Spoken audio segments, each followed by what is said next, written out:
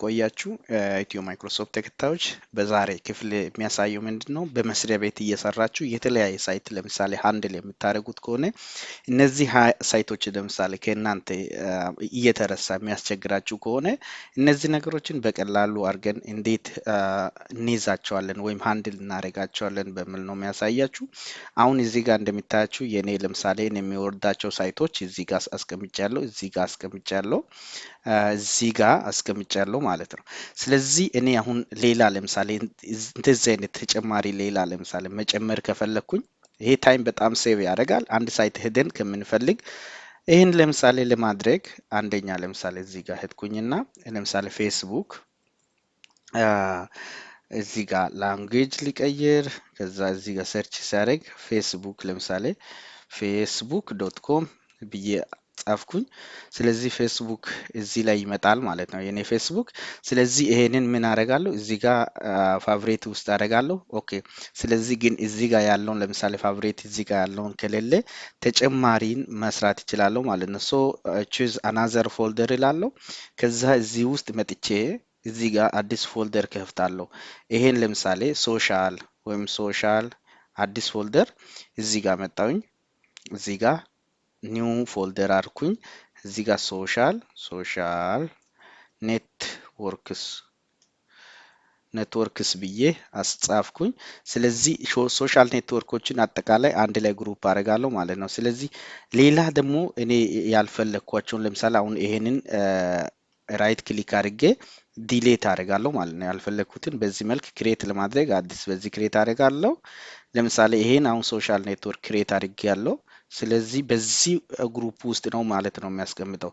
ስለዚህ ይሄ የቱ ጋር ነው የተቀመጠው? በሶሻል ኔትወርክ ፌስቡክ የሚል መጥቷል። ሌላ ለምሳሌ ዩቱብ ለምሳሌ ለመጨመር ከፈለኩኝ ዩቱብ ብዬ ለምሳሌ ይሄንን ዩቱብ ሳይት ወይም youtube.com እንደገና ለምሳሌ ቡክ ማርክ አደርጋለሁ። ቡክ ማርክ ሲያደርግ ለምሳሌ ዩቱብ እላለሁ። ከዛ ይሄንን ወዴት ነው የሚያስገባው? ወደ እዚህ ጋር ሶሻል ኔትወርክ አለ፣ ወደ ሶሻል ኔትወርክ አስገባለሁ ማለት ነው። ስለዚህ እዚህ ጋር ሁለት መጥቶልኛል ማለት ነው። ሌላ ለምሳሌ ሌላ ሶሻል ኔትወርክ ለምሳሌ ሊንክዲን ጨምራለሁ ብዬ ካሰብኩኝ ወይም ሌላ ሶሻል ኔትወርክ ለምሳሌ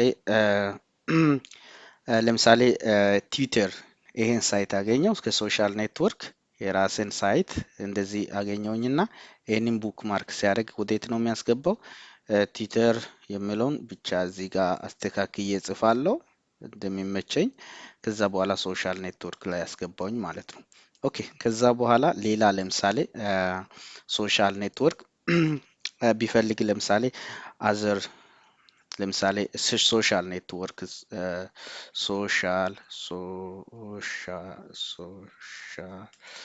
ኔትወርክስ ብዬ ብዙ ሶሻል ኔትወርኮች አሉ። እነዚህ ትዊተር አለ፣ ሊንክዲን አለ፣ ዋትስአፕ አለ። እነዚህ ነገሮችን አጠቃላይ እዚህ ጋር ይታያቸዋል። እነዚህ ሶሻል ኔትወርኮችን በአንድ ግሩፕ ነው ማለት ነው የሚፈልገው። ሌላ ደግሞ የአካዳሚክ ሆነ ለምሳሌ የአካዳሚክ ለብቻ ነው ማለት ነው የሚሰራው። አሁን ሶሻል ከዚህ ቀጥታ እንደዚህ ሄዳለሁ። ከፈለኩ እዚህ ጋር ሆኜ ለምሳሌ አሁን ዩቱብ ቀይራለሁ። ታይም ሴቪንግ ገና ምን ነበር ምናምን ማለት የለም። ኢሚዲየትሊ በዚህ ነው ማለት ነው ስዊች እያደረኩ። ስለዚህ ይሄ ታይም በጣም ሴቭ የሚያደርግ ነው። በዚህ መልክ ካስተማይዝ አድርጉ። በጣም ኮምፕሌክስ ስራ የተለያዩ ሳይቶች ጋር ሲሰሩ በጣም ጠቃሚ ነው። ብዙዎቻችን ብዙ ነገር እናውቃለን፣ ግን እነዚህ አይነት ትናንሽ ነገሮች ግን ስራችን በጣም ቀላል የሚያደርጉት ነገሮች ስለሆነ እንዲጠቀሙ እላለሁ። በሚቀጥለው ርዕስ እንገናኛለን። መልካም ቆይታ።